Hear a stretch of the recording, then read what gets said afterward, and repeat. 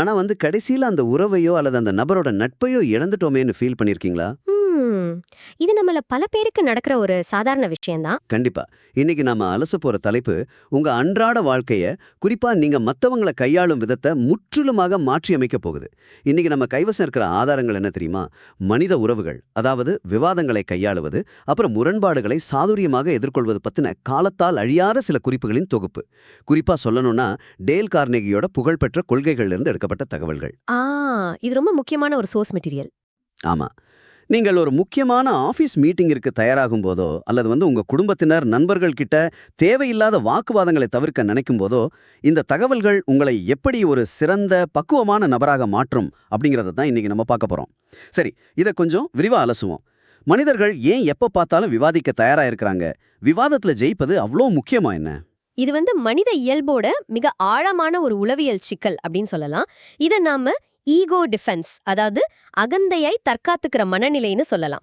நாம ஒவ்வொருத்தரும் நம்ம கருத்துக்கள் தான் சரியானது, நாம புத்திசாலி அப்படின்னு ஒரு பிம்பத்தை நமக்குள்ள கட்டமைத்து வச்சிருக்கோம்.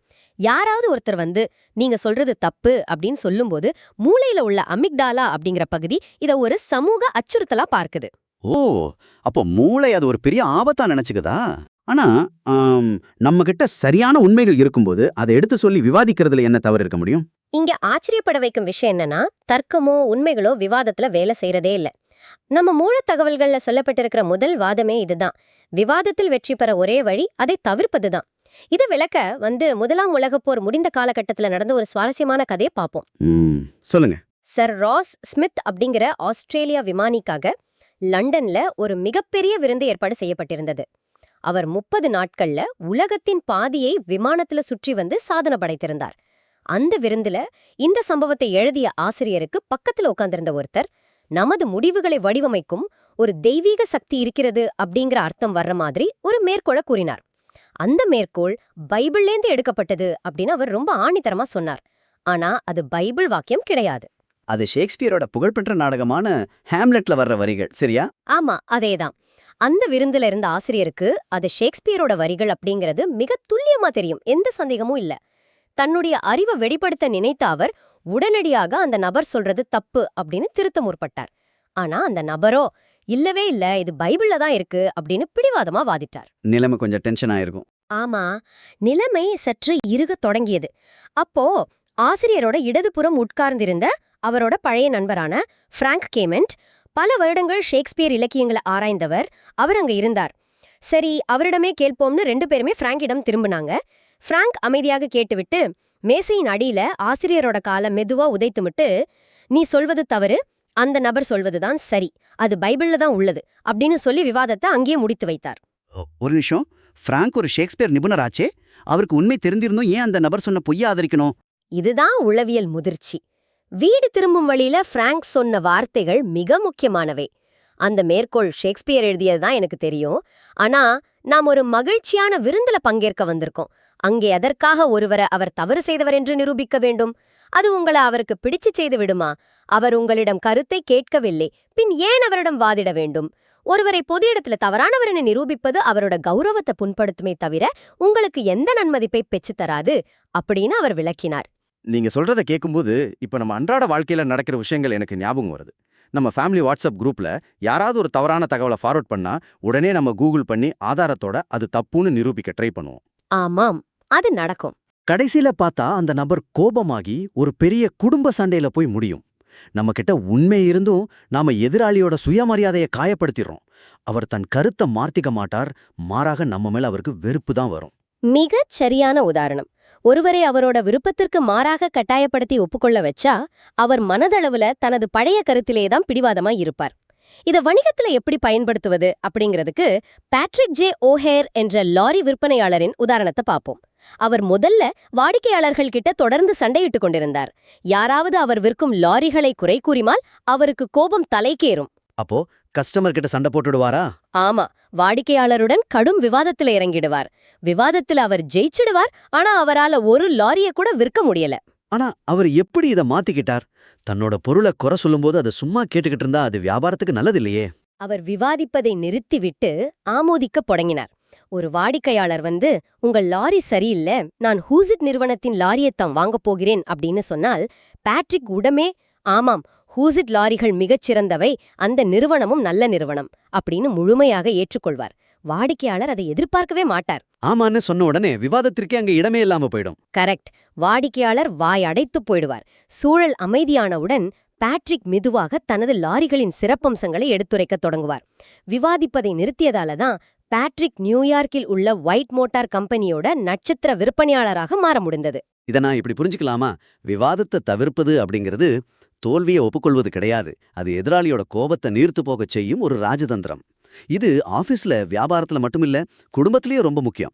ஜான் பியர்ஸ் என்ற ஓபெரா பாடகர் மற்றும் அவர் மனைவியோட ஒப்பந்தம் பத்தி நான் இங்க பகிர விரும்புறேன். சொல்லுங்க. கிட்டத்தட்ட 50 வருட திருமண வாழ்க்கையில அவங்க ஒரு ஒப்பந்தத்தை உறுதியாக கடைபிடிச்சாங்க. அதாவது, குடும்பத்துல ஒருவர் கோபத்துல கத்தும்போது மற்றவர் கண்டிப்பாக அமைதியாக கேட்க வேண்டும்.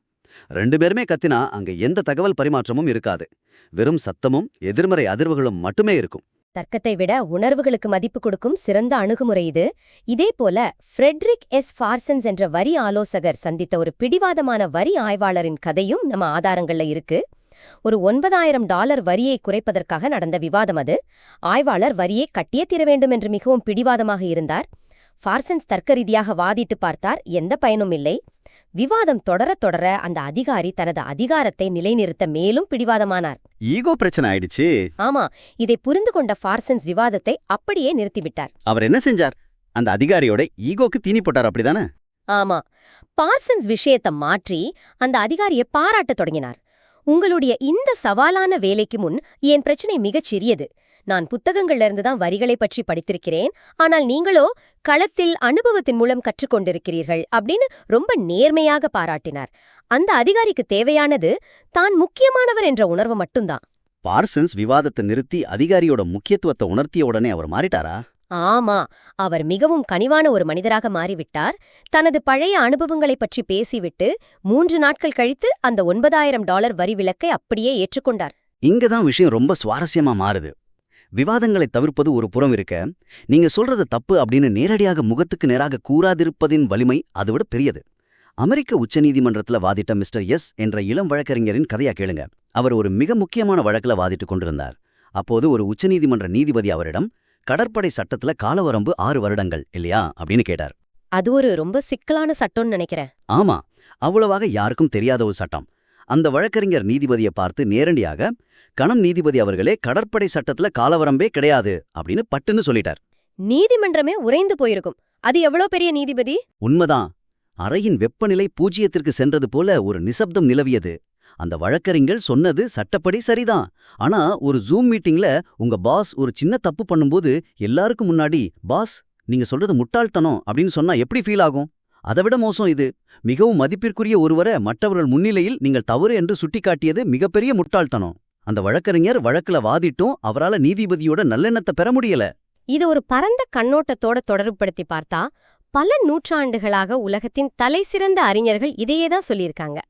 அலெக்சாண்டர் போப் என்ற கவிஞர், மனிதர்களுக்கு நாம் எதையாவது கற்பிக்கும்போது அது அவர்களுக்கு முன்பே தெரிந்த ஆனால் அவர்கள் மறந்து போன ஒரு விஷயத்தை நினைவூட்டுவது போல இருக்க வேண்டும் அப்படின்னு சொல்றார். அருமையான விளக்கம். எனக்கு தெரிந்த ஒரே விஷயம் எனக்கு ஒன்றும் தெரியாது என்பதுதான் அப்படின்னு சொல்லுவாராம். பெஞ்சமின் பிராங்க்லின் கூட தன் வாலிப வயசுல மற்றவர்களோட கருத்துக்களை தாக்கி பேசும் பழக்கத்தை கொண்டிருந்தார். ஒரு நாள் அவரோட நெருங்கிய நண்பர் ஒருத்தர் அவரை தனியா அழைத்து, உன் விவாதங்களால உன்னை யாருக்கும் பிடிக்காம போய்விட்டது, நீ இருக்கும் இடத்துல மற்றவர்கள் அசௌகரியமாக உணர்கிறார்கள் அப்படின்னு கடுமையா விமர்சித்தார். பிராங்க்லின் அதை எப்படி எடுத்துக்கிட்டார்? இதை கேட்ட பிராங்க்லின் தன் அகந்தையை ஓரங்கட்டிவிட்டு உடனடியாக தன் வார்த்தைகளை மாற்றிக்கொண்டார். நிச்சயமாக, சந்தேகமின்றி போன்ற வார்த்தைகளை தவிர்த்து அதற்கு பதிலாக, நான் கழுதுகிறேன், எனக்கு அப்படி தோன்றுகிறது அப்படின்னு பேசத் தொடங்கினார். ஒருவேளை மற்றவர்கள் கூறுவது தவறாக இருந்தாலும் சில சூழல்களில் நீங்கள் சொல்வது சரிதான், ஆனால் இந்த சூழலில் இது சற்று மாறுபடுவதாக எனக்கு தோன்றுகிறது அப்படின்னு சொல்வார். வார்த்தைகளை மாற்றியதே அவரை அமெரிக்க வரலாற்றின் மிகப்பெரிய ராஜதந்திரியாக மாற்றியது. இந்த அணுகுமுறை வணிகத்துல எப்படி வேலை செய்யும் அப்படிங்கிறதுக்கு ஆர்வி குரோலி என்ற மரக்கட்டை விற்பனையாளரின் உதாரணம் மிக பொருத்தமானது. ஒரு வாடிக்கையாளர் நிறுவனத்தின் மரக்கட்டை ஆய்வாளர் குரோலியோட நிறுவனம் அனுப்பிய மரக்கட்டைகள் தரமாக இல்ல அப்படின்னு சொல்லி நிராகரித்துக் கொண்டிருந்தார். அந்த ஆய்வாளர் விதிகளை மிகவும் கடுமையாக புரிந்து கொண்டு தரமான மரக்கட்டைகளையும் நிராகரித்தார். அது என்ன வகையான மரம்? அது வெள்ளை ஊசியிலை மரம். குரோலிக்கு அது வெள்ளை ஊசியிலை மரம்னு தெரியும். அந்த ஆய்வாளருக்கு அது குறித்து போதிய அனுபவம் இல்லைன்னு தெரியும். ஆனா அவர் உங்களுக்கு எதுவும் தெரியவில்லை, நீங்கள் செய்வது தவறு அப்படின்னு ஒரு வார்த்தை கூட சொல்லல. அப்புறம் எப்படி அவர் அந்த பிரச்சனையை தீர்த்தார்? குரோலி நிராகரிக்கப்படும் மரக்கட்டைகளை தனியாக வைக்கும்படி கேட்டுக்கொண்டார். எதிர்காலத்துல உங்களுக்கு சரியான தரத்துல மரங்களை அனுப்ப வேண்டும் என்பதற்காகவே கேட்கிறேன் அப்படின்னு மிகவும் பணிவாக கூறி, ஒரு மரக்கட்டை ஏன் நிராகரிக்கப்படுகிறது என்று கேள்விகள் மட்டுமே கேட்டார். குரோலியின் இந்த சுமூகமான கேள்விகளால் இருவருக்கும் இடையிலான இறுக்கம் விலகியது. தான் தவறு செய்கிறோமோ என்ற எண்ணம் அந்த ஆய்வாளருக்கே சுயமாக தோன்ற ஆரம்பித்தது. அப்போ அவர்தானே திறந்துட்டார். ஆமா. இறுதியில அவர் தனது அனுபவமின்மையை ஒப்புக்கொண்டு அந்த ஒட்டுமொத்த மரக்கட்டைகளையும் ஏற்றுக்கொண்டார். தவற்றை நேரடியாக சுட்டிக்காட்டாத அந்த ஒரு சிறு தந்திரம் அவர் நிறுவனத்திற்கு ஆயிரக்கணக்கான டாலர்களை சேமித்துக் கொடுத்தது. சரி, இவ்வளவு நேரம் மற்றவர்கள் தவறு செய்யும்போது எப்படி கையாளுவது அப்படின்னு பார்த்தோம். ஆனா நாம் தவறு செய்யும்போது என்ன செய்வது? இதுதான் நமது அடுத்த முக்கியமான கட்டம். நமது தவற்றை நாமே விரைவாகவும் ஆணித்தரமாகவும் ஒப்புக்கொள்வது ஒரு மிகப்பெரிய அரணாக செயல்படும்.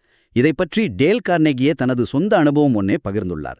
ஃபாரஸ்ட் பார்க்கில் தனது செல்ல நாயான ரெக்ஸ்க்கு வாய்மூடியோ கயிறோ இல்லாமல் அவர் வாக்கிங் அழைத்துச் சென்றார். இது சட்டப்படி குற்றமாகும். ஆமாம், அது பொதுவிடத்துல ஆபத்து. பார்த்துவிட்டார். காவலர் தன்னிடம் வந்து தன் அதிகாரத்தை காட்டி எச்சரிப்பதற்கு முன்பே கார்னகி முந்திக் கொண்டார். அவர் என்ன சொன்னார்? அதிகாரி அவர்களே, நான் கையும் களவுமாக பிடிபட்டு விட்டேன். என்னிடம் எந்த சாக்கு போக்கும் இல்லை. கடந்த வாரமே நீங்கள் என்னை எச்சரித்தீர்கள்.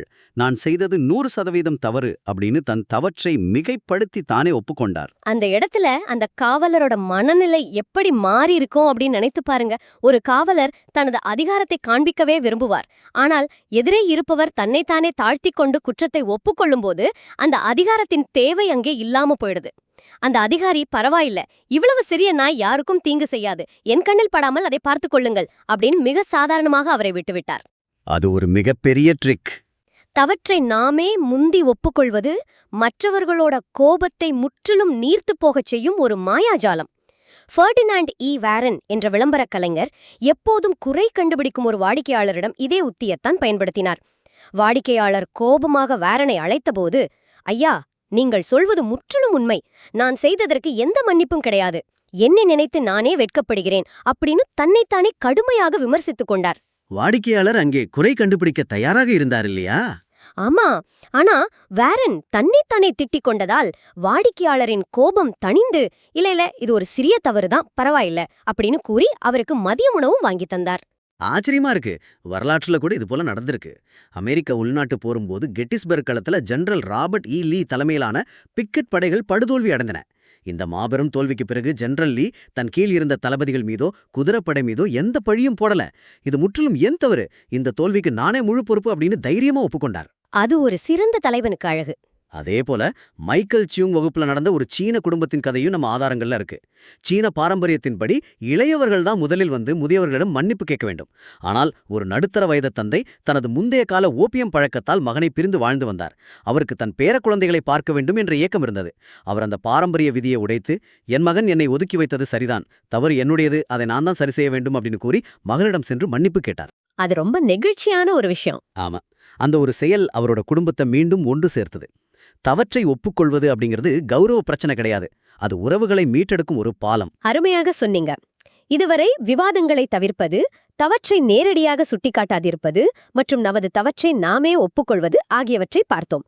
இப்போது நாம் அடுத்த கட்டத்திற்கு நகருவோம்.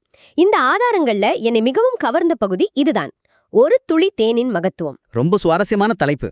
நீங்கள் யாரையாவது உங்கள் வழிக்கு கொண்டு வர நினைத்தால் அதை கோபத்தாலோ வற்புறுத்தலாலோ சாதிக்க முடியாது. உட்ரோ வில்சன், நீங்கள் கைகளை சுருட்டி முஷ்டியோடு என்னிடம் வந்தால் நானும் என் முஷ்டியை உங்களை விட வேகமாக சுருட்டுவேன்.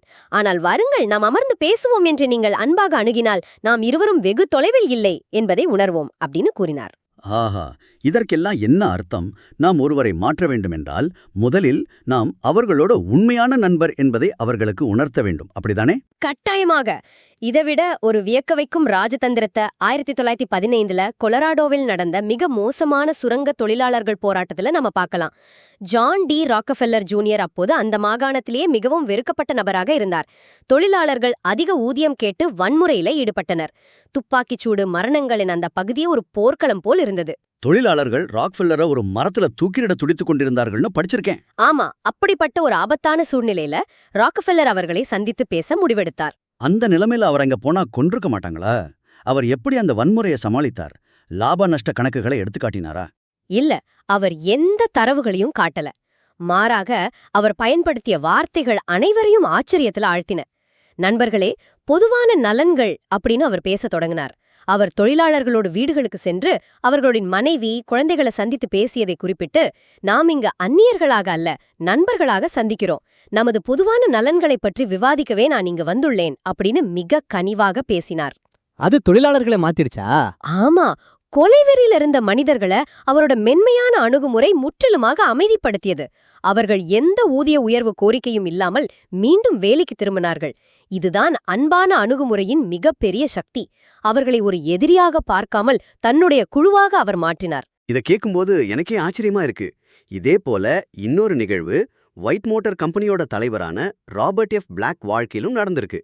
தனது நிறுவனத்துல வேலை நிறுத்தம் செய்த தொழிலாளர்கள் மீது அவர் கோபப்படவே இல்லை. மாறாக வேலை நிறுத்தம் செய்யும் தொழிலாளர்கள் சும்மா அமர்ந்திருப்பதை பார்த்து அவர்களுக்கு பாஸ்கெட்பால் மட்டைகள் வாங்கி தந்தார்.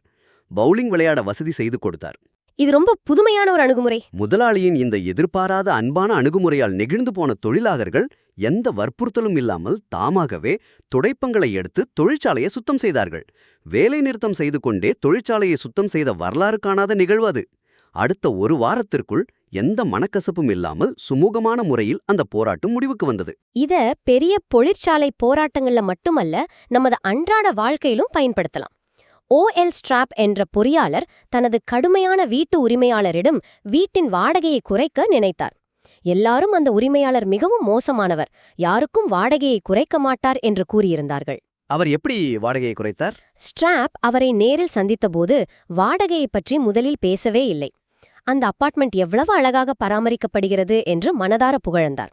தான் தொடர்ந்து அங்கேயே வசிக்க விரும்புவதாகவும், ஆனால் தன்னால் அந்த வாடகையை கொடுக்க முடியவில்லை என்றும் மிகவும் இயல்பாக அன்பாக கூறினார். வாடகைதாரர்களிடம் எப்போதும் புகார்களை மட்டுமே கேட்டு பழகிய அந்த வீட்டு உரிமையாளருக்கு இது மிகப்பெரிய ஆச்சரியத்தை கொடுத்தது. அப்போ அவர் வாடகையை குறைத்து விட்டாரா? ஆமா, இறுதியில அந்த உரிமையாளர் தாமாகவே முன்வந்த வாடகையை குறைத்து கொடுத்தார். இதுதான் ஒரு துளி தேனின் மகத்துவம். இது ஒரு முக்கியமான கேள்வியை நம்முன் எழுப்புது. விவாதங்களை தவிர்ப்பதும், தவறை ஒப்புக்கொள்வதும், மற்றவர்களை புகழ்வதும் அவர்களை ஏமாற்றுவதற்கான தந்திரங்களா? நிச்சயம் இல்லை. இது மற்றவர்களை புரிந்து கொள்ளவும் நமது சொந்த அகந்தையை ஓரங்கட்டவும் உதவும் ஆழமான கருவிகள். மற்றவர்களின் பார்வையிலிருந்து உலகத்தை பார்ப்பதற்கான ஒரு பயிற்சி இது. நீங்க இதை இப்போ கேட்டுக்கொண்டிருக்கிற நீங்க இந்த ஆழமான விவாதத்துல நமக்கு கிடைத்த நுண்ணறிவுகள் உங்க அன்றாட வாழ்க்கையில எவ்வளவு பயனுள்ளதா இருக்கும்னு சற்றே யோசிச்சு பாருங்க. ஆபீஸ்ல ஒருவரோட முரண்பாடு வரும்போதோ அல்லது வாட்ஸ்அப் குரூப்ல வாக்குவாதங்கள் எழும்போதோ இந்த தகவல்கள் நிச்சயமாக உங்களுக்கு கை கொடுக்கும். நாம் விடைபெறுவதற்கு முன் இறுதியாக ஒரு சிந்தனையை உங்க முன் வைக்க விரும்புறேன். விவாதங்களை தவிர்ப்பதும் தவற்றை ஒப்புக்கொள்வதுமே மற்றவர் மனதை மாற்றும் மிகச்சிறந்த வழிகள் என ஆணித்தரமாக நிரூபிக்கப்பட்ட பின்னரும் நம் மனித இயல்பு ஏன் உண்மையை விட தன் அகந்தையை தீவிரமாக காக்க நினைக்குது? நாம் அன்றாடம் குடும்பத்திலோ அலுவலகத்திலோ செய்யும் விவாதங்கள் உண்மையிலேயே ஒரு சரியான தகவலை கண்டறியவா அல்லது நமது மிக மென்மையான ஈகோவை பாதுகாத்துக் கொள்ளவா? இதை நீங்களே சிந்தித்து பாருங்க. அடுத்த முறை ஒரு விவாதத்தில் இறங்கும் முன் ஒரு நிமிடம் தயங்கி உங்களை நீங்களே கேட்டுக்கொள்ளுங்க. மீண்டும் ஒரு சுவாரஸ்யமான ஆழமான அலசலில் சந்திப்போம்.